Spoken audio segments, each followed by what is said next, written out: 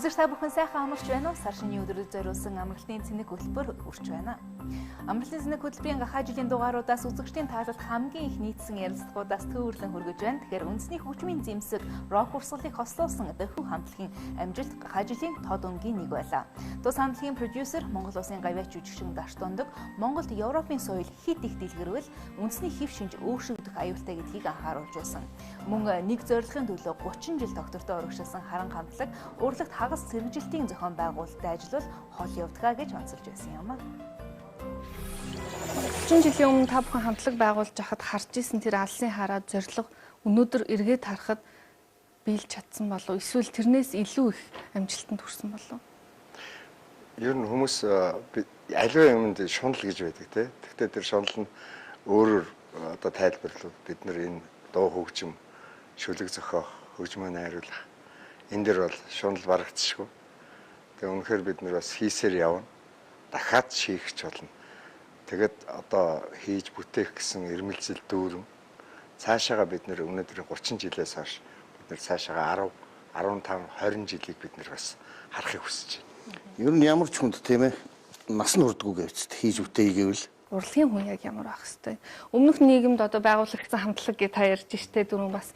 Тэгэхээр ер нь урлагийн хүн ямар үед яг ямар байх хэвтэй. Аль ч нийгэм байсан ялгаа юу? Тийм, ер нь бол бид нар ингээд бүр хүүхдээсээ л би бол одоо 17 та цэргийн хөгжимд очсон. 6 жил болоод тэгэл харангуут ирсэн. Ер нь бүгдээрээ цэргийн аль хаасан, цэгцтэй, зэрэг, цэрэг тэр бол бидэрт аюу их хэрэг болсон. Ер нь ямар нэг урлагийн газар дуур дараам хинч байсан бүтэн биш хагас цэрэгжлийн зохион байгуулалттай байдаг гэж. Тийм байж ч хол явна.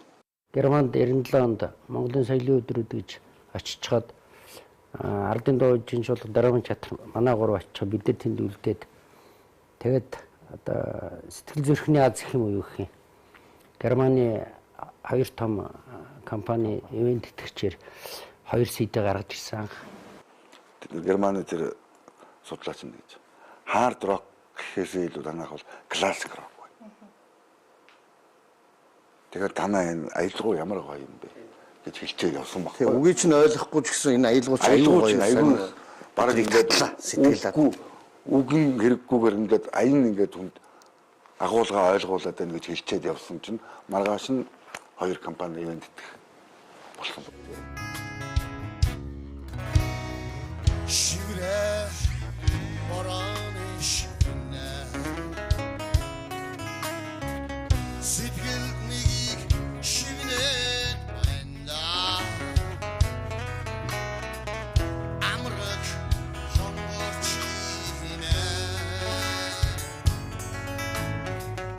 алдрах надад бодогдод байна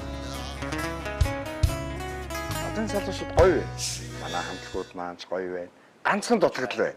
Ганцхан дутагдал байна. Энийг би одоо маш олон хийсэн. Эсвэл монголоор дуул, эсвэл англиар дуул. Монголоор дуулж англи акценттай хатаа гэдэг хайртай гэдэг үгийг хатаа энэ чинь монгол хэл соёл гэдэг чинь мондөг юм. Хэл соёлыг хамгаалах. Эсвэл тийм англиар дуулах дуртай бол англиар дуул. Бусд нь бол окей. Айгүй гоё. Дээр нь бас нэг юм жилэхэд өөрснөө уран бүтээл хий. Дандаа ковер дуулж. Данд ковер дуулж. Эсвэл миний одоо насаараа дуулсан дуу баан дуулаа л. Монгол хэлээ дэлхийд гайхуулах тод шиг хүн хамтлаг чинь гаргаж ирсэн шүү дээ. Хэрвээ хүн хамтлаг яагаад байгаа юм бэ гэдэг ч юм уу эсвэл би чамд хайртай гэдээ дуулаад тэд нэр дургу ямар балиар хэлдэг юм бэ гэсэн бол хүн хамтлаг авахгүй байхгүй. Тэгтэл заавал нэг англи акцентанд оруулж хатаачина батва ингэж гоё болохгүй. Одоо хүн хамтлагийг одоо харчих. Тэгэхээр олон улсад гаргаж байгаа хамтлаг одоо ер нь ямар хугацаанд бэлдв? Яг өнөөдрийн энэ түвшинд хүрэхийн тулд ямар стратегитэйгээр хизээнээс эхэлж ажиллав? Гадны орны чинь урлаг соёл нь бол маш өндөр хэмжээнд хөгжсөн байна. Дэлхийд одоо маялж байгаа юм урлагийн салбарууд байна шүү дээ. Америк гэл тий. Англи гэл. Тэгээд тэр салбарууд донд орж ирэх хувилбар нь юу байсан гэхээр ганцхан үндэсний юм байсан. Тэдэрт байхгүй юм бидэрт байгаа байхгүй. Тэрийгэ зөв болж харах, сонгох, тэгээд тэрийгэ зөв боловсруулах, зөв хувиргах гэдэг хувилбаруудыг л маш сайн тэд нар дээр л маш сайн ажилласан гэхүү дээ. Ерөн зүгээр миний одоо яг энэ хүн хамтлагийн үндсэн энэ зарчмыг анх гаргаж ирсэн нэг зүйл юу гэхээр энэ рок гэдэг урсгалыг чи ерөөсөө энэ манай өвгдээ зайл тэр хүнүү үеэс ахуулаад энэ хөг мөгийг гаргаад бүр зохиоцсон байсан юм байна гэдэг л ойлгож байсан тийм. Ягаад тэгэхээр хүнүүгөө үеэс нь товшуур гэдэг хөгжим анх бий болсон байна. Тэгтэл товшуур гэдэг хөгжим чинь хоёр утастай. Хоёр утасных нь хөг нь кварт буюу квинт гэдэг хөг байж байгаа байхгүй юу? Үндсэн хөг. Тэгтэл кварт буюу квинт гэдэг хөг чинь одоо энэ Европод энэ дэлхийн нийтээр хэрэглээд байгаа рок хөгжмийн яг урсгалынх нь гол суур хөг нь л ерөөсөө л кварт квинт гэдэг хөг. Тэгсэн тэрийг аль хүнүү үед манай өвгдөөс гаргацсан байсан байна. Тэгээ одоо энэ хархраа буюу шахан атэр гэдэг энэ дуулалтууд чи өөрөө цэвэр рок дуулалтууд байхгүй. Яг энэ багалзуураа энэ хөвчин дээр авчиж ингэ шахаж байгаа дуулдаг энэ холбрууд манайхын нэгэ тэгээд олон жил яг зүгээр өөрсдийнх нь яг байгаа натур байдлаар нь олон жил ашиглаж тий явж ирсэн. Эхлээд би яг монголчуудаа хөрөх гэж хөдсөн л тий. Тэгээд арай л шиндээд ч юм уу бас хүмүүс анзаарахгүйсэн. Тэгээд би YouTube дээр тавьсан. Тэгээд YouTube дээрээс хамтлагын өөрөө чаашаа дэлхийд тарчлаа.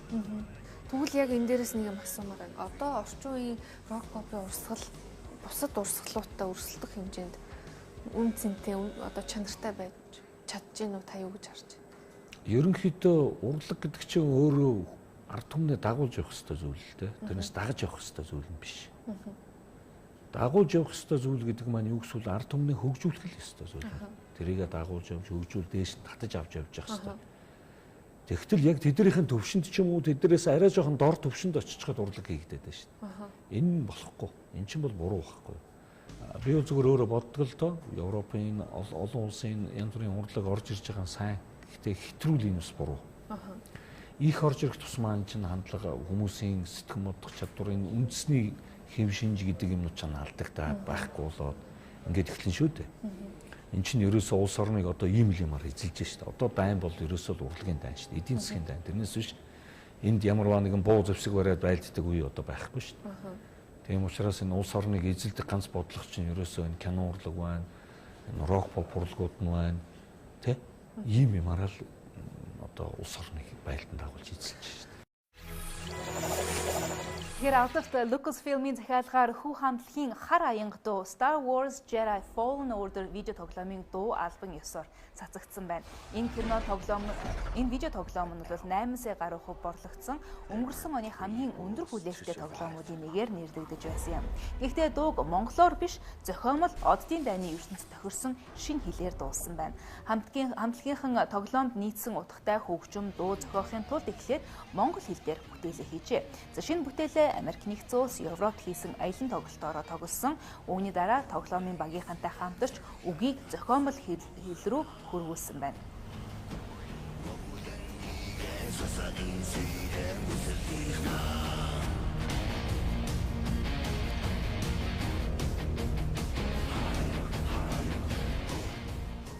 Хөтөлбөрийн дараагийн хэсгээс соёлын гавьяа зүтгэлтэн шог зураач Цогт Баяр Монголын оюун ухааны академийн захирал Хатанбаатар нартай нийгмийн амьдралыг хэрхэн төлдөж байгаа талаар ярилцсныг хүргэнэ.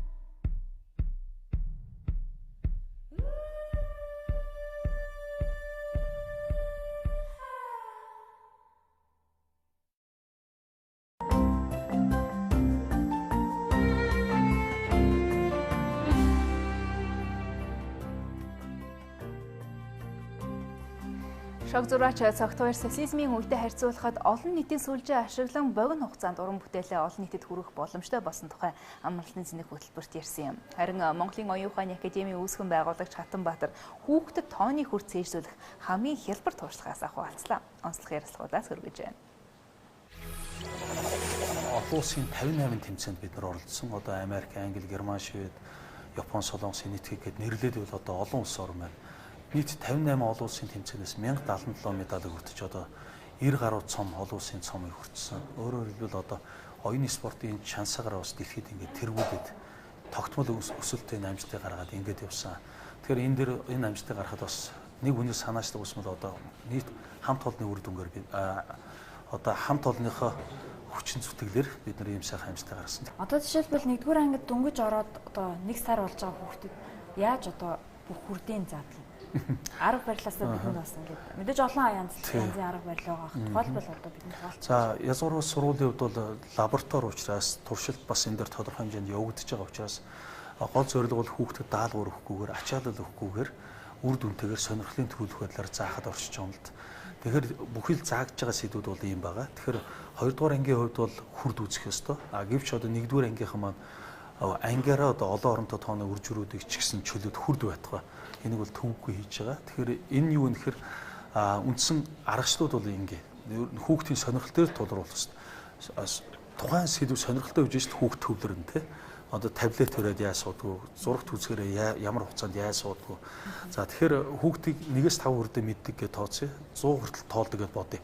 6-аас 10 хүрд бол ер нь бол хар дарсан зүйл хүнд байдаг, хэцүү байдаг. Тэгэхээр энийг хуруу гарны оролцоотойгоор ердөө 5 минутанд зааш тайлбарлаж болно. За тэгэхээр юу гэж болох вэ? Эрхэн ураг 6-аас 10 хүрдэм чинь 6, 7, 8, 9, 10. Нөгөө гарын эрхэн ураг 6, 7, 8, 9, 10. За одоо ингэхээр 8 64 байдаг. Гэтэ энийг гаргаа хэдүүлээ. 8-ыг үржих 8 гэсэн үг. Тэгэхээр 6, 7, 8. 6-аас эхэлж байгаа учраас ингэ болчих. Нөгөө гарын эрхэн ураг 6, 7, 8. За хоёр гарын хэдэн уруу дарагдсан байна? 6 уруу. Тэгэхээр хүүхд 100 хүртэл тоож чаддаг учраас 10 туудыг шууд нэрлэж чадна. Тэгэхээр 6 уруу гараад 60. Баруун гарт 2 уруу дарагдаг, зүүн гарт 2 уруу дарагдаг. Тэгэхээр 2 гарын дарагдаагүй хуруунуудыг хооронд нь үржүүлж, 1-5 хүрдээ мэдж байгаа хүүхдүүд төвөггүй үржүүлж, 2-ыг 20 үрж 4, 60 дээр 4-ийн 64, 8 60. 9-ийг 8-аар үрж, 6 7 8 9, 6 7 8. За ингээд харлаа 7 уруудаал 1-ийг хүрчих нь 2, 2 70 дээр 2-ыг нэм 72. Тэ 6 7 6 6 7 3 уруу 30, 3-ыг 4-өр 12, 30 дээр 12-ыг нэм 42, 6 7 40.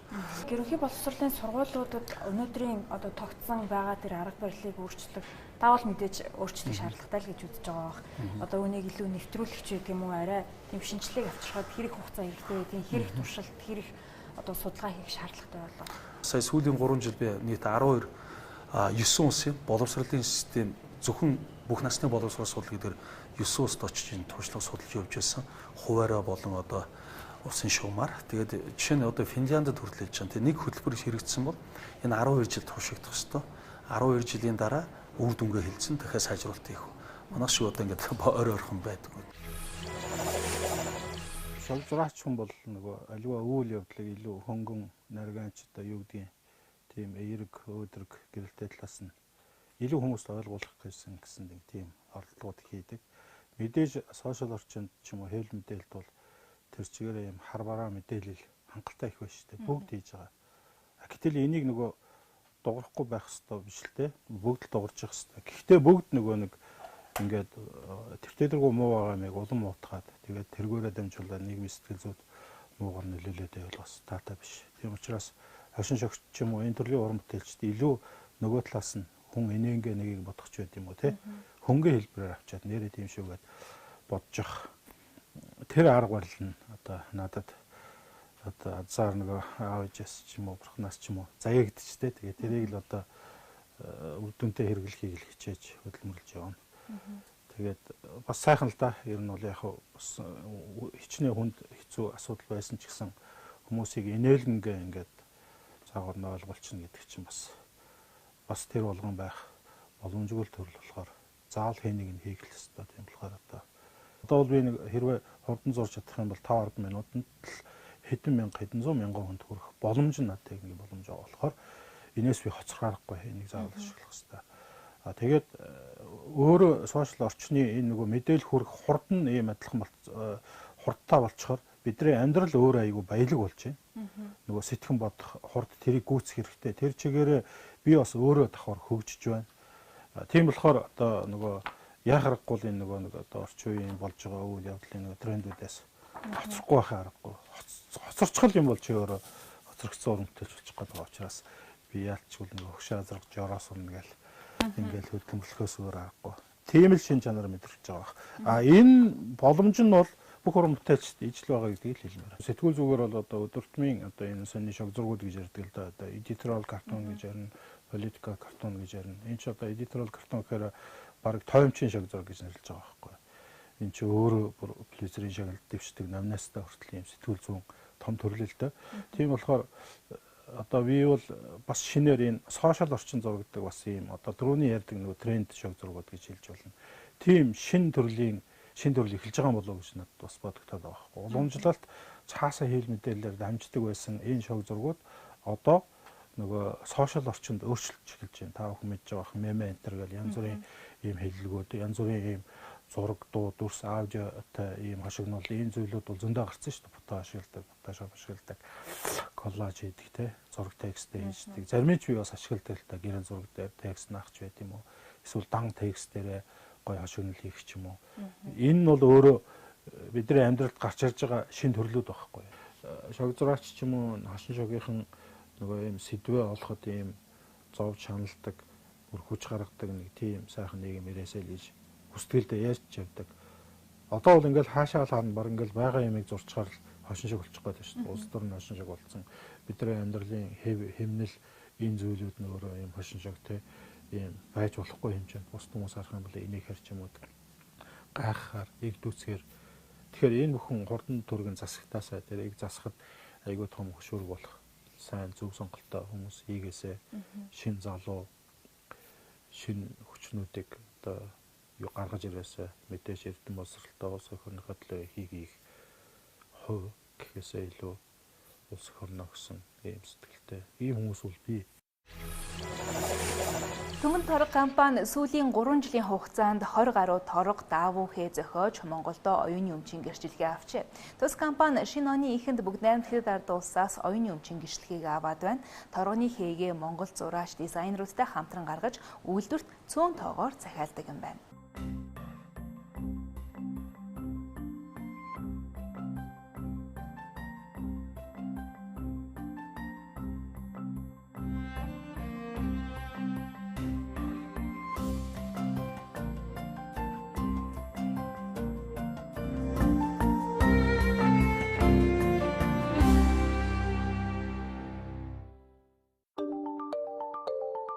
Цагуурын эрсдэс нөхцөл умард тэнгис дэх газрын тус холбоорлолтод ямар нөлөө үзүүлдэг вэ?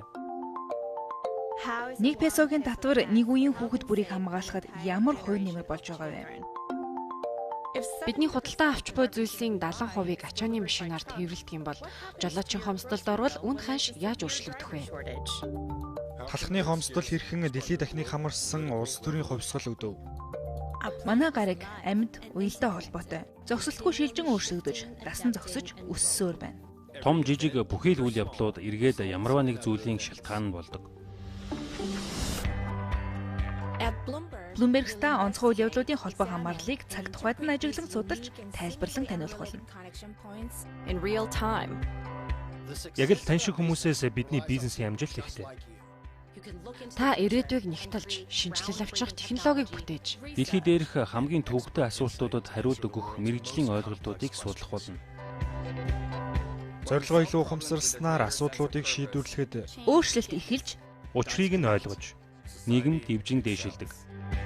Ажлыгт нь утга учиртай байхад дэлхий өөрчлөгдөнө. Ажил мэргэжилтэйгээ илүү гүнзгий холбогдоход карьертаа ахиж дэвшинэ. Ийм л учраас бид Bloomberg-т зорилготойгоор ажилладаг. Та өөрийнхөө олоход бэлнэ үү?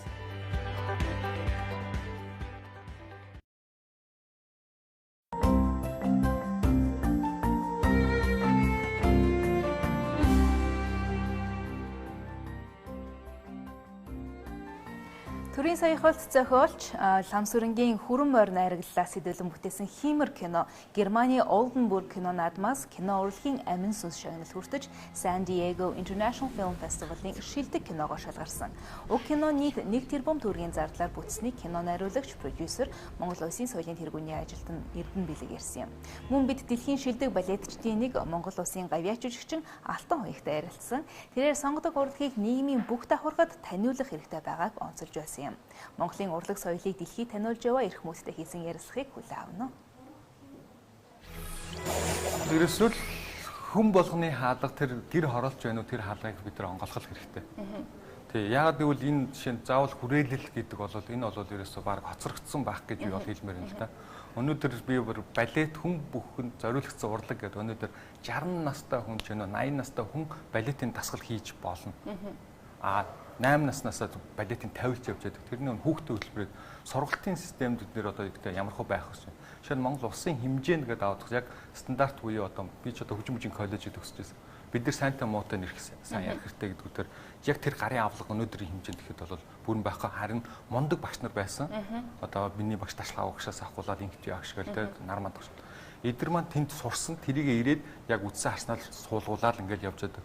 Тэгэхэд өсвөр ирээдүйд бас мундаг багш нарыг одоо бэлтгэх нөгөө бид нар яг стандарт байх хэрэгтэй гэдэг юм. Тэр нь манад жоо хоцрогдож байгаа. Гэхдээ бид нар энийг нөхөд бол маш амархан яагаад гэвэл энэ бол дэлхийн урлаг. Бид нар хаанхын хамгийн шилдэг байна уу? Өнөөдөр Кобин школ гэж ямар школ гэж чинь, Хятад школ гэж ямар школ гэж, Норс ч гэдэг те. Та хүн нэмэлт Франц ч гэдэг юм уу те. Хүлэж Япон ч гэдэг юм. Ингээд үсээ бид нар Монгол өөрөө онцлогтой. Ялангуяа бид нар язгуур урлаг. Би өөрөө язгуурын бие биелээ гэж. Ховд аймагт төрсэн. Маань одоо бас гавьяаж үтсэн хөгжим драм театр насаараа үжигсэн гэдэг.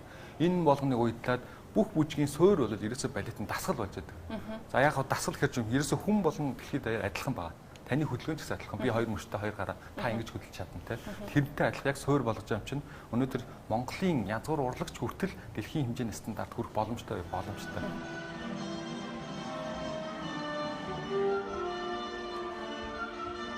Хүн балет гэдэг одоо бүжиг гэдэг утгаар нь биш зүгээр нь гоо зүүн одоо боловсрал те урлаг мэдлэг одоо хувьдаа төлөвшил авах ч гэдэг юм. Ерөн зүгээр энэ дэлгэрч байгаа хандлагыг та яг яаж дүгнэж байна? Дэлгэрч байгаа хандлага маш зөв. Сайныг дагаа саар гэхчээр ягаад үнийг 4-500 жил хөгжсөн. Ямар байрлал байвал ямар байх вэ? Хөлний тавилт ямар байвал зөв байх вэ? Хэдийд энэ тавилт эхлэх вэ? Одоо жишээ нь би нэг л юм хэлэхээ. Энэ балетээр хичээж байгаа хүн байгавал 8 наснаас өмнө одоо жишээ нь сургууль дээр те 7 хоногт нэг удаа явах хэрэгтэй. Жишээ нь 7 хоногт нэг онготой очингуудаа хүүхдэд 7 настай хүүхдэд 6 настай хүүхдэд жишээ нь нэгдүгээр байрлал хэлж байгаа бол үгүй. Та үзүүлэх хэрэгтэй ч гэдэм. Одоо би мэрэгжлийн зүйлсээд тэр хүүхд мэдэхгүй байхгүй юу? First position ч юм уу те ингээд яхад тэгэхэд тэр тавилт нь бол тэр хүүхд анхаарал яг хөл рүүгээ хараад ингээд байх. Тэгэхээр юу хідээ заах вэ гэхээр 5 настай хүүхд жишээ нь ямар хөө зүйлтэй байдаг 6 настай хүүхд жишээ нь асуугаад эхэлдэг ч юм уу те 5 нас хүртэл таныг л копиддаг те дуурайдаг л байхгүй жишээ нь зөвхөн энэ ялгаануудыг зөв хийгээл тэрний дараа 8 настайгаас эхлээд тавилт гэхэд нэгдүгээр позиц гэж юу яагаад нэгдүгээр позиц байдаг гэж юм те яагаад гэдэг асуултанд хариулт. Ингээд хэлэх юм бол эн чинь өөрөө нэг айгуу спортлоггүй бүр ингээ айгуу өндөр хөгжсөн. Гэхдээ яг тэрийг мэдчих юм бол айгуу амархан. Заавал одоо хийж байгаа юмсан 100 хүн хичээлэхэд 99% нь балетчин болохгүй байвал одоо болохгүй шүү дээ ер нь бол. Одоо шин манай сургуульд гэж 200 хүүхд явж байхад 199 тэндээс нэг хүүхд гараад одоо окей нэг жилдтэй ингээд гих жишээ нь. Яг бол сая хүмүүс л дэлхийд бид нар өсөлтүүлэх гэдэг байгаа шүү дээ. Тэр дундаас гарах байхгүй. Тэрнээс өсөлтөж байгаа яг чадварлагыг л гаргаж чад. Бус нь болохоор одоо те мундаг өөрийнхөө салбар дээр мундаг хүмүүсүүдийг олох хэрэгтэй. Тэгэхээр энийг түгээх хэрэгтэй. 21 аймагт хүртэл хүрэх хэрэгтэй. Өнөөдөр цөмөөхөө байлаад зөвхөн нийслэлчүүдэд тоглоод өнөөдөр урд нь бол 2 3 ч юм уу 4 тоглолдог байлаа ш тамд дэлхийд. Тэгэхэд одоо өнөөдөр 8 тоглох чинь. Бүр дээрс 9 10 илүү олон болгоосоо гэж байна. Тэгэхээр олон болох тусмаа хүртээмж нь өндөр болно. Тэрний үзэх одоо чадвар нь одоо юу гэдэг юм боломж нь гарч ирнэ гэх жишээ нь. Хиймэр киногоо Монгол морио бид нар бол морийг бол дэлхийд даяараа ойлгох мэдэрнэ. Морь бол хүн төрлөختөнд ямар гайхамшигтай зүйлийг бүтээж тэ ямар гайхамшигтай ач тусыг өгсөн амьтан билээ. Тэр утгаараа би Хиймэр төрийн сорхол ламсарнга хүрэн морь найраглалыг бол барьж аваад зориглоод тэгээд дэлхийн зах зээлд ер нь бол бяраа үзье гэсэн бодол байсан. Тэгээд яг мэдээж Оскар гэдэг бол хамгийн том одоо кино наадмуудын нэр явуулна шүү дээ. Тэгээ энд бол амжилттайгаар бол бүртгүүлж чадлаа. Мэдээж маш олон чимэглэлээр нарийн ажлууд байдаг. Сая өнгөрсөн 11 сарын 23-нд бол ихний шүүгчд маань үзчихсэн байгаа. Хамгийн гол одоо сэтгэл үеийг сайхан байгаа зүйл үзэгч шүүгчд маань үзээд үнэхээр ам сайтай байгаа. Ялангуяа маш хурдтай хөгжиж байгаа энэ цаг мөчид эргээд илүү натураллэг те илүү их компьютер график ч юм эффектлэг зүйлээс хол ихгүй натураллэг кино болсон байна. Хөгжим нь ихгүй амьд хөгжим сонсогдож байна те. Байгаль дээрх зураг авалт илүү натураллэг амьд байна. Мэдээж би бол тэгж тооцоолж бодож байсан. Ханаасаа үгүй сүүлийн кинонод бол Холливуд тэгдэг шин энэ тэгж байгаа киноныг хайрцангуй цоолж хийгээд байгаа те график ашиглаж хийж байгаа гэдэг чинь. Тэр утгаараа бол манай кино илүү онцлог, илүү натураллэг байснараа илүү шүүгчтэй анхаарлыг татсан байх. Дээрээс нь морь хүүхэд хоёроо бол хоёроо дамжуулж бас хэлж байгаа санаа нь бол агуулгын их таалагдсан байна гэж бодож байгаа.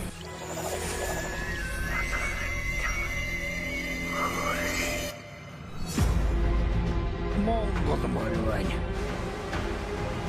Энэ манайд биш чамд их байхгүй.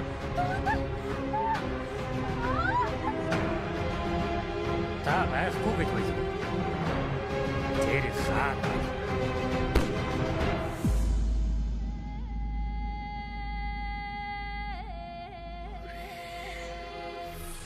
кино урлагийг ивент тэтгэгчд ер нь хэр нэмэгдэж байгаа бол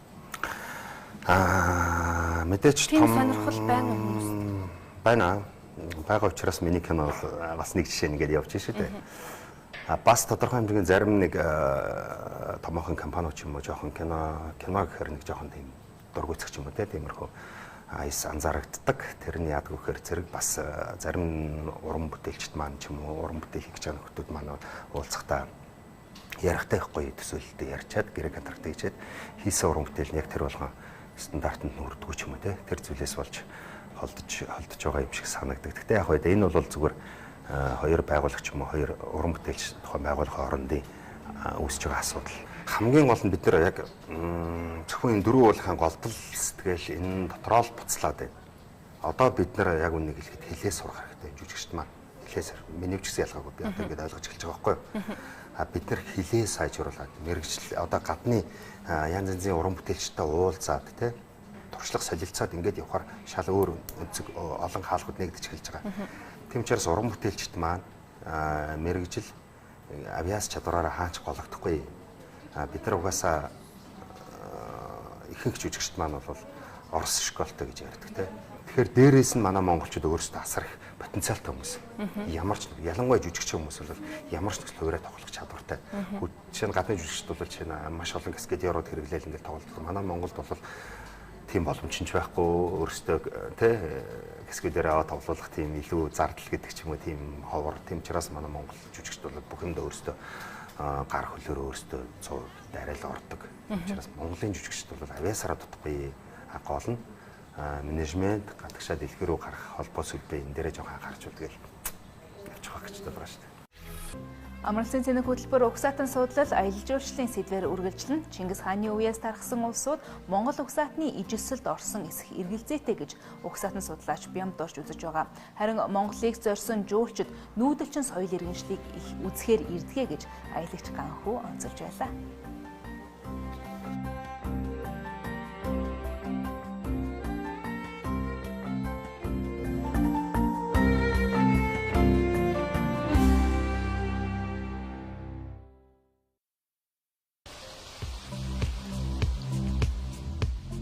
Санхүүгийн зах зээл гэрлийн хурдаар хөдөлдөг. Мэдээлэлээр тулгуурлаж шийдвэр гаргахын тулд хөрөнгө оруулагчдад үнэн бодит, шуурхай, чухал дата мэдээлэл судалгаа хэрэгтэй. Мөн болзошгүй бүх эрсдлийг тооцоолж үзэхийн тулд тэдэнд онцгой технологи хэрэгтэй. Хамгийн сайн боломжийг олж, дэлхийд даяар тархан байрласан хамтран ажиллагсад зах зээлийн тоглогчтой харилцах шаардлагатай. Өнөөдөр энэ бүхнийг Bloomberg мэргэжилтнүүдийн гарт хөргөж байна. Гэхдээ үргэлж ийм байгаагүй юм. Michael Bloomberg энэ компанийг ганц тодорхой зорилгоор бий болгосон. Энэ нь технологийн хүчийг ашиглан мэдээллээр дамжуулан хөрөнгөний зах зээлд ил тод байдлыг бий болгох. Мөн хүн бүр ижил мэдээлэл датаг нэгэн зэрэг хүлээн авах боломжийг олгох. Энэхүү ил тод байдал нь дэлхийн зах зээлийг үр өгөөжтэй, нээлттэй, идэвхтэй байлгахад гол үүрэгтэй. Өнөөдөр Bloomberg дэлхийн хамгийн нөлөө бүхий шинийг санаачлагч компаниудын нэг. Bloomberg-ийн 19 мянган ажилтан нь 192 байршилд 73 оронд тархан байршсан. Үүнд 2400 хэв мэдээллийн салбарын мэргэжилтнүүд үргэлж шин шийдлийг гарган ажилладаг 4000 технологийн ажилтан багтаж байна. Компанийн үндсэн бүтээгдэхүүн болох Bloomberg мэргэжлийн үйлчилгээ буюу Bloomberg терминал нь 327 мянга гаруй тэргүүлэгч бизнес санхүүгийн салбарын удирдагчдыг холбож байна. Хөрөнгө оруулалтын сан корпорацууд, арилжааны болон төв банкуд, засгийн газрын агентлагууд, их сургуулиуд болон үнцэн бүхий эрхмүүд үүнд багтана. Терминал нь мөн хөрөнгө оруулагчдын нэг дор цуглаж, холбоо тогтоон сүлжээ үүсгдэг газар болсон. Контентийг 11 хэлээр хүргэх боломжтой энэхүү интеграцчлагдсан сүлжээ нь зах зээлийг хөдөлгөж буй бүр хаанч байхгүй дата мэдээллийг багтаасан дэлхийд тэргүүлэх задлан шинжилгээ арилжааны хэрэгслүүдтэй. Мөн Bloomberg технологийн өндөр мэргэжсэн байдлаараа компаниудад бизнесээрээ дамжуулан өндөр чанартай мэдээллийг цуглуулах, зохион байгуулах, дамжуулахад нь тусалдаг. Бидний арилжаа болон жижиг бизнесийн шийдэл нь ил дод байдлыг нэмэгдүүлж, эрсдлийг зохицуулж, хурдтай өөрчлөгдөх хууль тогтоомжтой хөл нийлүүлэн алхахад туслах болно. Энэ бол мэдээллийн хүчийг ашиглан хэрэглэгчдэд ирж байгаа цаг үед бэлтгэж, ирээдүйн рүү алхан ороход тусалж буй Bloomberg-ийн олон арга замуудын нэг юм.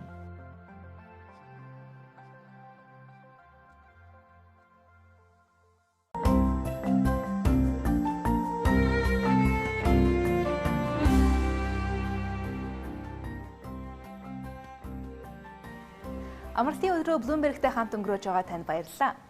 За Монголын өв соёлыг түгээн дэлгэрүүлж, үе дамжин эдлэгдэх чанартай бүтээгдэхүүн бүтэехийг зорж байгаа компаниудын талаар сурвалжиллаа. За энэ зах зээл дэх борлуулалт, захиалга, цагаан сар, наадам, цолны найр зэрэг баяр наадмын үеэр илүү эрчимждэг байна. Тэгэхээр худалдан авагчдын хувьд тогтвортой байгаа төдийгүй сүүлийн жилүүдэд дотоодын хэрэглэгчид улам өсөн нэмэгдэх хандлага ажиглагджээ. Тухайлбал Монгол дархны дуу дурлал нь 30 гаруй төрлийн бүтээлийг цогцоор туйруулж байгаа нь онцлог юм. Тэр дундаа Монгол шатрыг 27 загвараар урлаж байна.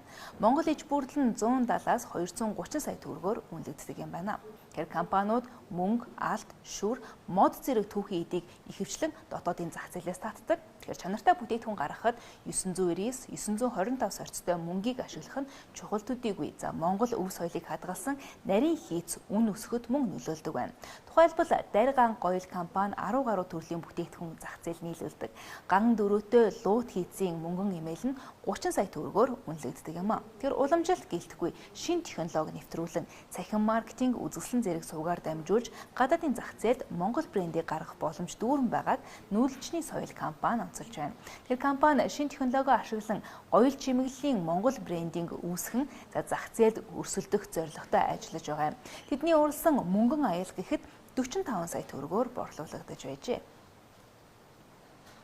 Тэгэхээр Монгол угсаатан бүрэлдсэн үеийн багцаа тоо 10 сая орчим гэж одоо судлаачид үзэж байна. Тэгэхээр орчин үеийн угсаатан судлалын асуудлаар судлаач Бямдорштой амралтын сэндик хөтөлбөрт ярилцсан юм. За үүнээс гадна дотоодын аялал жуулчлалын салбарын орлогыг 1 тэрбум Америк долларт хүргэх амархан гэж аялагч ганхуу онцолж байлаа. Эдгээр ярилцлагыг одоо хүргэе. Даяарчлалын нөлөөгөөр гэдэг юм уу? Тэр дундаа даяаршилж явах уу? Мэдээллийн асар их далайд тийм ээ очихсон хүмүүс өөрийнхөө нөгөө ихтгэл үнэмшлийг алдах гээд байгаа тохиолдол бас маш гараад байгаа мó та гэж боддог. Ялангуяа ингээд интернетээс юм үзээд байж хахад зарим улсууд чинь биш нэлээд олон улсууд ер нь бол нэг тийм хүн ертөнцийн хүн гэдэг нэг ойлголт юм уу? Космополитик л да. Энэ космополитик үзэл байгаа. Хүн гэдэг ойлголт бол бүгдээр адилхан гэдэг байна. Энд бол хүнийг бол 1 2 3 гэдэг юм уу? Эрэмблэх асуудлын нугсаатан судлалын миний ярианд бол байх эсвэл тий. Энд бол зүгээр л Монгол хүн байх гэдэг асуудал. Тэгвэл Монгол хүн байх, Америк хүн байх, Орос хүн байх ямар ч ялгаагүй гэж үздэг улсууд бол тэнд бол бас гарч ирээд байдаг. Энэ ч л одоо нөгөө даяарчлалын нөлөө шүү дээ. Гэтэл альва арт юм. Үндэстэн угсаатан өөрийгөө хадгалах эрмэлзэлтэй байдаг. Тий. Энэ эрмэлзлээ алдах юм бол бид нар бол этнонигилизм гэж ярьдаг. Угсаатнаа доршоож үзэх. Өөрөөр хэлбэл тухайн угсаатанд хамаарахтаасаа ичих үзэл гэж. Тийм үзэлт хүрдэг. Тэгэхээр энэ үзэгдэлт хүрдэг. Тэгэхээр энэ бол их аюултай л да. Тий. Тийм учраас бид нар яг энэ даяарчлалын үед өмнө нь төдийлөн хэрэггүй байсан ч байж магадгүй гэж үзэхэд өнөөдөр бол бид нар бүр төрийн бодлогоор энийг зохицуулах хэрэгтэй хаа гэж боддог. Одоо таны саяны хэлж байгаа энэ хүн гэдэг одоо ойлголт илүү тархаж ийн гэж юм тийм. Энээс өөр орчин үеийн угсаатан судлалд ямар шинж чанар ажиглаж байна Монгол угсаатанд? Магадгүй зүгээр Монгол үндэстэн бүрэлдэх процесс арай өөр хэлбэрээр одоо ч үргэлжлэн явагдаж магадгүй гэсэн тиймэрхүү дүгнэлтүүд их сонин дүгнэлтүүд байж байгаа л да. Тэ. Өөрөөр хэлбэл эн чинь үндэстэн бүрэлд угсаатан бүрэлдэх гэдэг чинь нэгдэх салах процесс шүү дээ, тэ. Тэгээд тодорхой үед бол бас жаахан салах шинж орж яснаа одоо буцаад нэгтавч байгаа ч юм уу гэдэг ийм үзэгдлүүд бол бас ажиглагдж байна л да. 90 оноос хойш бол ер нь энэ хоёр систем салж унснаас хойш хүйтэн зайд тогсноос хойш бол дэлхийн хамгийн хөгжиж байгаа салбар бол хүмүүс мэдээж уул уурхай энэ төр гэл ярих бах. Гэхдээ бол яг тенденц нь ингээд харахад бол хамгийн хөгжиж байгаа салбар бол аялал жуулчлал. Энэ ч гэсэн цаашаага одоо экспертүүдийн юугаар бол улам их хөгжинэ. За ялангуяа тэр аялал жуулчлалыг эзэлж байгаа хүмүүсийн тоовор ингээд хаваад өрөхөд бол манай өмнөд хөрш хятад улсын аялал жуулчлалууд өстө бүүн болж байна гэсэн үг. Тэгэхээр энэ өөрөө маш том бизнес, маш том мөнгө эргэлдэж байгаа юм гайхамшигтай том салбар болцсон байна гэж хэлж болно. Тэгээд гадна дотны олон орноор явж байхад улс болгон мэдээж өөр, жуулчдыг хүлээж авч байгаа полисийн өөр, яг аялал жуулчлалыг бүр ингээд жинхэнэ утгаар хөгжүүлсэн Таиланд, жишээлбэл одоо Таиландын дотоодын нийт бүтээгдэхүүний 67% нь зөвхөн аялал жуулчлалаас одоо олж авах жишээтэй ийм улсууд байна. Аялал жуулчлалыг бол төдийлөн хөгжүүлээгүй зөвхөн экстрем аялал жуулчлал хөгжсөн улсуудд байна. Тэгээд улс өөрөө гэсэн онцлогтой байгаа. Өнөөдөр манайх бол одоо сая жуулчин авах бол миний хувьд бол маш амарх. За бүр хятадтай байг ядаж өвөр монголчуудаа одоо өвөр монголчууд ингээд хөх хотод энэ төр очиод үлэмж одоо энэ юу бугт мохтор очиод монголчуудаа уулзахад бол Монгол очиж үзэх юмсан гэсэн маш олон өгдөөцийн нутагт очих юмсан, хинтид очих юмсан, он мөрний ирэг дээр очиод нэг ганц хонох юмсан. Ийм монголоо гэсэн сэтгэлтэй дүүрэн өвөр монголчууд байж байна. Тийм ээ. Тэгэд ядаж зүгээр хятадуудын биш юмаа тэднийг татхад бол манайх одоо наад чи 450 сая доллар гэдэг чинь наад чи бол одоо тэрбум доллар хүрэхэд бол маш амархан easy байна л. Тэр жоохон санаачлах хэрэгтэй байна. Жоохон зоригтой алхмууд хэрэгтэй байна. Дээрэс нь монголчуудынхаа одоо энэ нэг хятадтай одоо тэр нэг хандлаганд жоохон өөрчлөлт оруулах хэрэгтэй байна. Монголын хувьд зүгээр аялал жуулчлалын салбар яг ямар хөө байдлаар хөгжих боломжтой. Тэгээ бусад улс орнуудтай харьцуулж яхад Монгол бол жишээ нь далайд гарцгүй. За Хятад Оросгийн хоёр том хөрштэй тий. Ямар нэгэн байдлаар өөр одоо олон улсууд руу бас шууд одоо тээвэрлэлт хийгээд ч гэдэм үү шууд гадны улсуудаас Монгол руу ороод ирэх боломж нь харьцангуй хомс байна. Тэгэхээр ерөн зүгээр Монгол улс өөр аялал жуулчлалын хувьд яг ямар одоо зорилттойгоор ажиллах хэрэгтэй юм бэ? Бодроо чи бол яг зөв анзаарсан байна. Дэлхийд дээр одоогийн байдлаар нэг landlocked буюу далаад гарцгүй 26 орн байна. Тэр дотроо Монгол маань харамсалтай гэж хэлэх юм уу да цорын ганц хоёрхан улстай хэлж байгаа улс байна л да. Бусад орнууд нь ядаж нэг 3 4 ч юм ингээд явж явах шиг байна. Тэгэхээр яг ийм landlocked буюу далаад гарцгүй ийм улсад аялал жуулчлал хөгжүүлэх бол төдийлөн бас тийм амаргүй. Гэхдээ ер нь аливаа нэгэн улс руу аялал жуулчлал одоо жуулчид очих 3 зам л байна л да. Автотээвэр, галт хэрэг, онгоц тийм ээ. За манайх руу бол одоо галт хэрэг бол Транссибир гэдэг скол урд төшөөс ингээд аксес байгаа боловч төдийлөн яг ингээд жуулчдын ирж байгаа тоог ингээд харах юм бол яг одоо галт тээврээр тээвэрлж байгаа жуулчдын тоо хамаагүй бага байна. Эжилж байгаа жин автотээвэр бол бүр бага байгаа. Ягаад тэгэхээр өмнө урд төрчтэйгээ бол бид нар автотээвэр маш сул өгдсөн. Хойшоогоо одоо алтан булгаар бол зам аргуугаас ахуулаад аюу муу гэдэг ч юм уу. Явандаа бол энэ бол сайжрах байх гэж бодож байна. Хамгийн их тээвэрлэлт хийж байгаа бол мэдээж агаарын тээвэр. Тэгээд агаарын тээвэр дээр бол харамсалтай нь Монгол улсын бодлого маш буруу явж ирсэн. Одоо ч тэр буруу хэвээрээ байх шиг байна. Өнгөрч буй гахаа жилд технологийн салбарын хамгийн том хоёр тоглогч Apple, Samsung Electronics компаниуд ухаалаг гаргуулсны шинэ нэрний загваруудаа танилцуулсан. Хөлбөр технологийн салбарын мэдээ ярилцлагаар үргэлжлэх болно.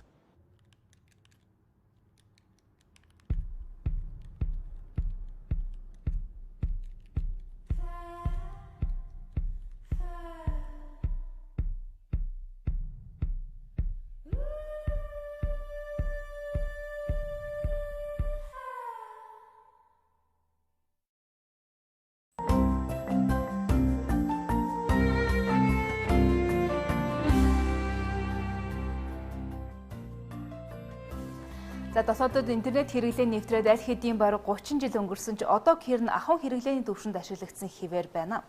Цаашид бизнесийн төвшөнд харилцаа холбоог дэмжих шаардлагатай байгааг Datacom компани үүсгэн байгуулагч Инхбат бидэндээ ярилцах үеэрээ хэлж байсан юм. За мөн түүнчлэн хэлний бэрхшээлтэй хүмүүс бусад өөрсдийгөө ойлгуулах, харилцан ярилцахад туслах зорилттой шувуу аппликейшнийг хөгжүүлэгчид интернетийг ахуйн төвшөнд хэрэглэхэд хамгийн том дэмжлэг болж буй ухаалаг гар утсыг хэрхэн ашиглаж байгаагаа бидэнтэй хуваалцсан юм. Өнөөдөр яг энэ аппликейшн энгийн хэрэглээнд ч гэдэм үү ингээ ашиглахад хэдэн үг ашиглаж байгаа бол одоо яг аппликейшн хөгжүүлэлтийн хувьд хэдэн үг ашиглаж яаж хөгжүүлж байгаа вэ? За бидний хувьд болохоор хамгийн одоо хүүхдэд ер нь бол цэцэрлэг насны хүүхдэд зориулж эхний хувилбар гарсан.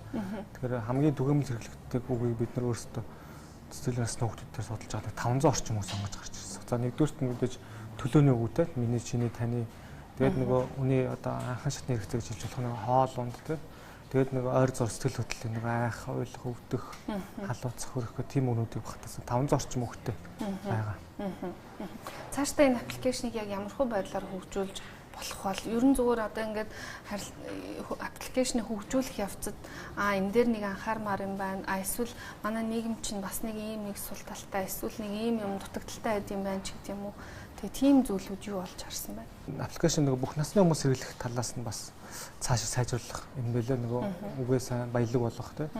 За хоёрдугаарт нөгөө хүүхэд хэрэглэж байгаа хүүхэд хөвчлээ хэрэглэнэ гэдэг утгаараа бас янз бүрийн тохируулгуудыг сайн хийхгүй зарим хүмүүс шууд ороод нөгөө бүх өвгнүүдийн байрлал сольчих юм да хүүхэд чинь оролдоо сахилгахгүйтэй байгаа хэрэг. Тэгэхээр тэрнээс бас хамгаалах тий бас тохиргоо хийх хэрэгтэй байлаа. Бидний технологийн хувьд бол нэлийн бас хэцүү юмнууд байгаа нь болохоор нөгөө за код мод гэл ингээл IT-ийн талаас нь бол шийдэл зөндөл байж болох. Зүгээр яг монгол хэлний өөрийн судлагдсан байдлын тухай аяг асуудлууд байдаг. Жишээ нь за инженерд ч яавал тэ ирэх явах гэд хоёр утгатай шүү дээ.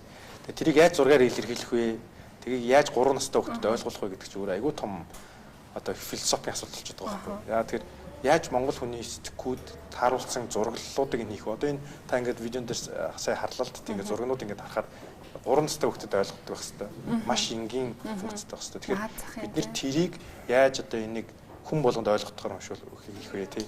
Шалгалт өгч гэдэг юм уу тий? 52,000 хүүхдэд тэр аппликейшнээр хүмүүс бакалаврын зэрэг хамгаалж байгаа байхгүй.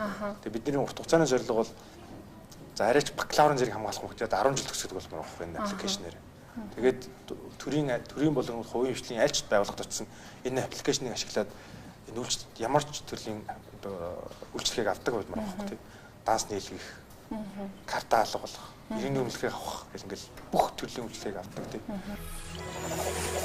Төвшөндөө хүрч чадаагүй. Ер нь интернет нэвтэрч явах үед Монгол бол Азийн орнууд дотроо нэлийн дээгүүрт нэлийн түрүүн явж ирсэн. За сүүлийн нэг 5 жилийн байдлаар бол Монгол нэлийн хойно яваа. Асуудал нь бол интернетийг монголчууд бол одоо гол төлөв ахуйн хэрэглээнд хэрэглэж байгаа. Хувийн хэрэглээнд гэсэн үг шүү дээ. Нэг хоорондоо одоо фэйсбүүкээр харьцах, имэйл бичих гэх мэтлэн. Яг үүндээ дижитал эдийн засгийн гол хөндийн төв бол одоо мэдээлэл болон мэдээллийг интернетийг нөгөө баялаг бүтээхэд, эдийн засгийг хөгжүүлэхэд ялангуяа компани, засгийн газар, байгууллагын төвшөнд маш их ашиглаж байгаа. Тэгэхээр Монголд бол энэ компани төвшөнд болон байгууллагын төвшөнд, засгийн газрын төвшөнд ашиглах одоо ажил бол их удаан явж байгаа. Тэгэхээр энэ дээр юу хийх шаардлагатай бол? Хүмүүс дээр хандлагаа өөрчлөх ёстой юу? Эсвэл арай өөр төвшөнд сэтгэх ёстой юу? Гэхдээ энэ дээр бол ерөнхийдөө Монголын бизнес бол анх үүсэж исэн үеэсээ нэг өөрчлөгдөхгүй байгаа. Хүмүүс бол анх л юу гэдэг амьдралаа сайжруулна, ажлын байртай болно. Одоо юу гэдэг ашиг орлогоо нэмнэ гэдээ бизнес байгуулсан. Одоо тэрийг ингээ 20 жил хийж штэ. Гэтэл яг бизнес бол өнөөдөр мэдээлэл, мэдлэг, технологи, патент ийм чиглэлд маш хүчтэй хөгжиж байгаа. Тэгэхээр бизнесээ бид нар шин загварт оруулж чадахгүй байхгүй. Тэгэхээр нэгэнт бизнес нь өөрөө мэдлэг мэдээлэл тулгуурлахгүй байгаа учраас интернетийг хэрэглэхгүй шүү дээ. Тэгэхээр манайд бол үндсэндээ бизнес бол танил талаар, за зарим нь бол хахуулаар, зарим нь бол одоо юу гэдэг нь маш хөдөлмөрөөр явж шүү дээ. Монголын бизнес бол дэлхийн value chain буюу баялаг бүтээх одоо хэлхээ холбоонд бол маш бага оролцсон. За өөрсдөө дотроо маш бага холбогдсон.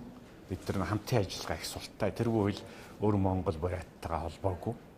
Тэгэхээр Монгол нөгөө дараагийн төвшний бизнесийн тоглоомонд бол оролцож чадахгүй байна. Яг гоо цөөх хэдхэн компани орж байгаа. Гэхдээ тэр нь бол нийт эдийн засгт бол маш бага хувь. Тэгвэл Samsung Electronics компани ухаалаг гаргасны шинэ нэрэн үеийг эхлүүлж Galaxy 20 загварын шинэ ухаалаг гаргацснууд мөн их үздэг дэлгэцтэй Galaxy Z Flip загвараа танилцууллаа. Galaxy S20 бүлгийн утаснууд 5G сүлжээг дэмждэг гэдгээрээ ялгарч байна. Харин их үздэг шинэ загвар болох Z Flip нь өнгөрсөн жил танилцуулж байсан Galaxy Fold-оос бага зэрэг жижиг хэмжээтэй. За энэ загвар нь ирээдүйд шинээр гаргах Samsung-ийн их үздэг төхөөрөмжүүдийг бүрэн төлөөлнө гэж компани үзэж байна. Харин Apple-ийн тухайд iPhone 11 Pro, 11 Pro Max гэсэн 3 шинэ гар утсаа бол өнгөрсөн 9 дугаар сард танилцуулж байсан. Шинээр танилцуулсан утас нь компанийн хамгийн өндөр хүчин чадалтай iPhone гэж Tim Cook хэлж байлаа. Тэгээ компанийн хувьд анх удаа Pro гэж нэрлэж байгаа гар утаснууд нь зэвэрдэггүй ган гадаргуутай болсон. Мөн цэник барилт нь өмнөх загваруудаасаа 4-5 цагаар уртсаад байгаа юм а. За сар шинийн баярын дараа Хятадд бол хөрөнгийн зах зээл бол тийм таатай өдөр байсангүй. Сар шинийн баярын амралтын дараа хөрөнгийн зах зээлийн арилжаал нэгдсийн дараа Шанхай Composite Index нэг өдрийн дотор 2.8%-аар буурсан нь сүүлийн 30 жил гаруй хугацаанд байгаагүй гүн уналт болсон юм а. Их газрын Хятадын хөрөнгийн захад бүртгэлтэй 4,000 гаруй хувьцаа байдгаас тэдний 90% нь бол ханш нь бол буурч арилжааг хаасан байгаа.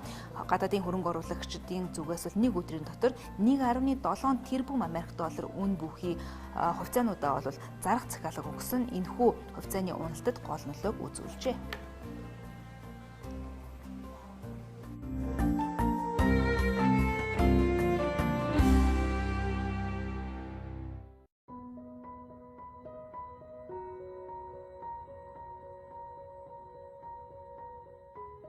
In a way it's all a matter of time. I will not worry for you. You'll be just fine. You're not alone. I'll wait till the end of time. Open your mind. Surely it's plain to see. You're not alone. I'll wait till the end of time for you. Lloyds Bank, by your side.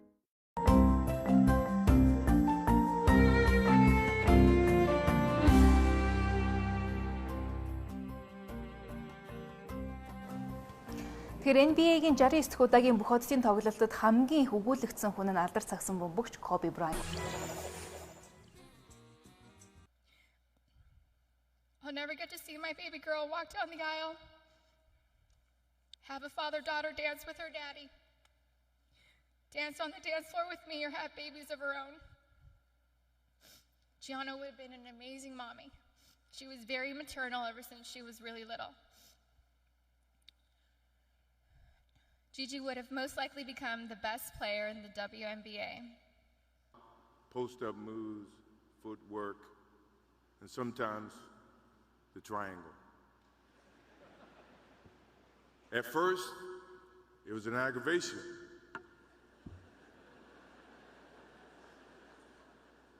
But then it turned into a certain passion. This kid had passion like you would never know.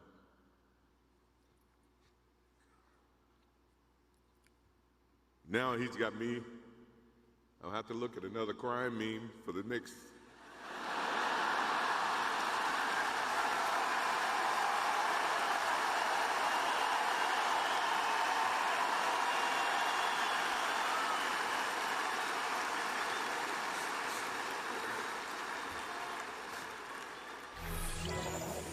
Тэгэхээр 6 дугаар сард Нидерландад болсон FIBA 3-ын эсрэг 3 сагсан бөмбөгийн дэлхийн аврал шалралт тэмцээнд Монголын эрэгтэй шигшээ баг хэсэгтээ Орос Албаны улс Эстони багийг хоцсон дүрс бичлэгийг 2019 оны онцлог үйл явдлын нэгээр нэрлэж байна. За үүний дараа Украин Пуэрто Рикогийн багт хожигдсноор тоглолт өндөрсөн. Тэмцээний төгсгөлд Америк нэгдсэн улсын баг Латвийн багийг 18-14-ийн харьцаагаар хожиж түрүүлсэн юм.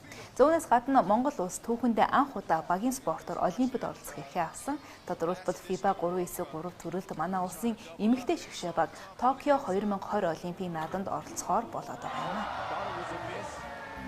юм.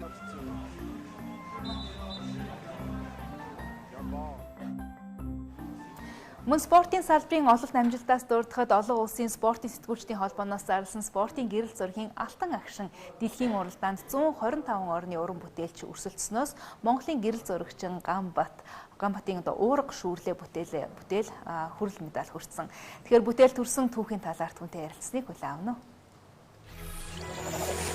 Яваа уралдаанд тавьсан зургийнхад ийшээж болохгүй, даашээж болохгүй гэдэг чинь энэ дээр бол ямар тийм баг чөлөөтэй яг арт түмэн утгаараа наадж байсан. Тэгээд энэ дээр миний нэг дурч үзэх гэсэн тэр доороос авах гэсэн машин дээр явж байсан учраас энэ дээр аваа гэдэг гэдэг. Нэлээд хэдүүлээ явчихсан. Тэгээд за тэгээд зогсоод зураг аваа гэдэг. Нөгөө наадмыг ч гэсэн сонирхолтой эндээс нь камерад гаадаг хэрэг гэдэг. Тэгээд юмудаа цаагаад өдөр тэгээд авч эхэлчихсэн.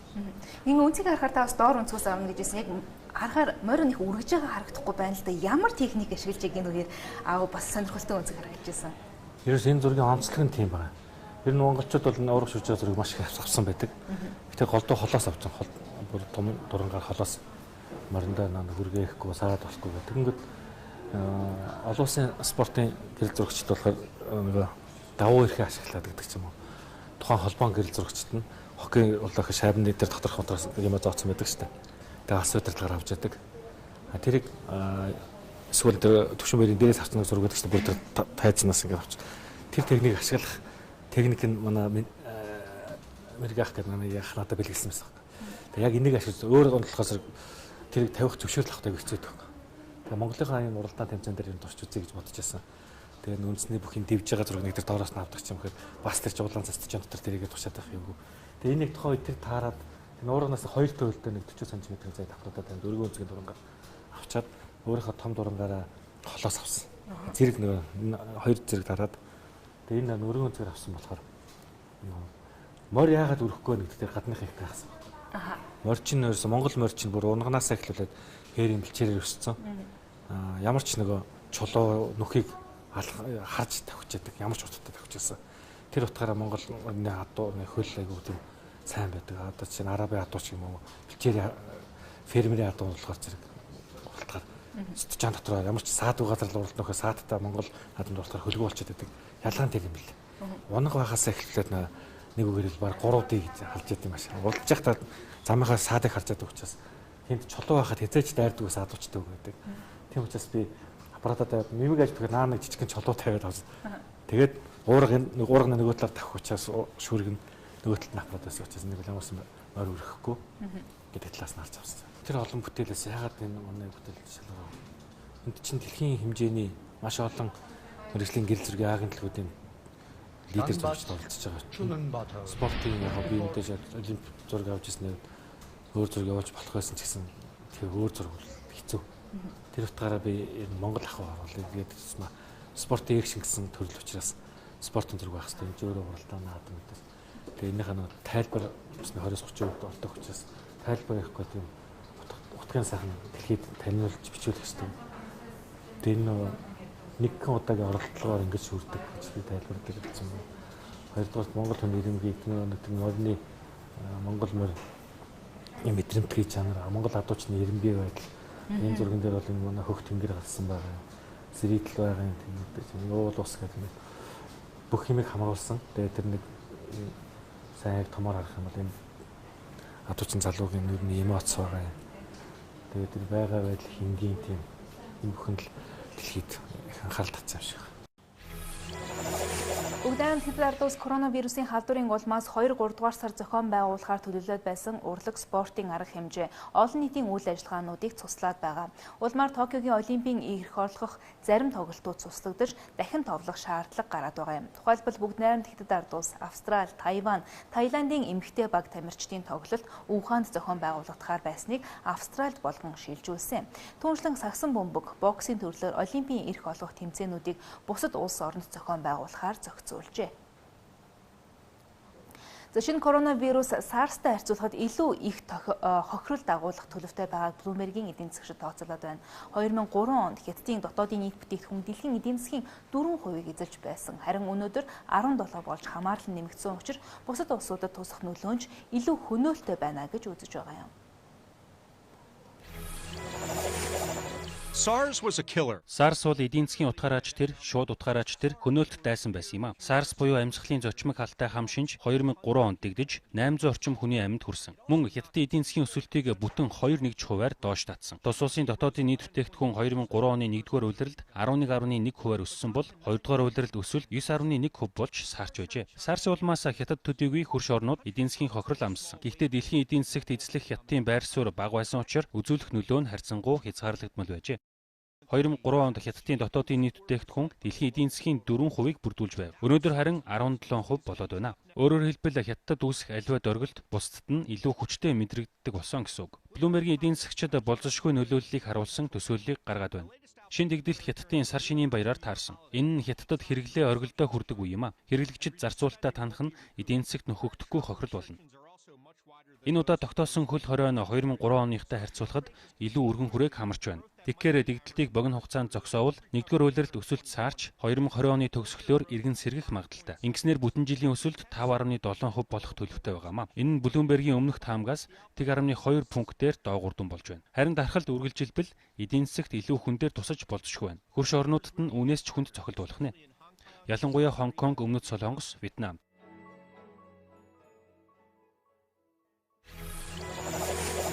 Бүгээр амралтын цэник хөтөлбөр өндөрлөж байна. Бүтэн нэг цагийн турш бидэнд таамт байсан. Үзэж та бүхэнд баярлалаа.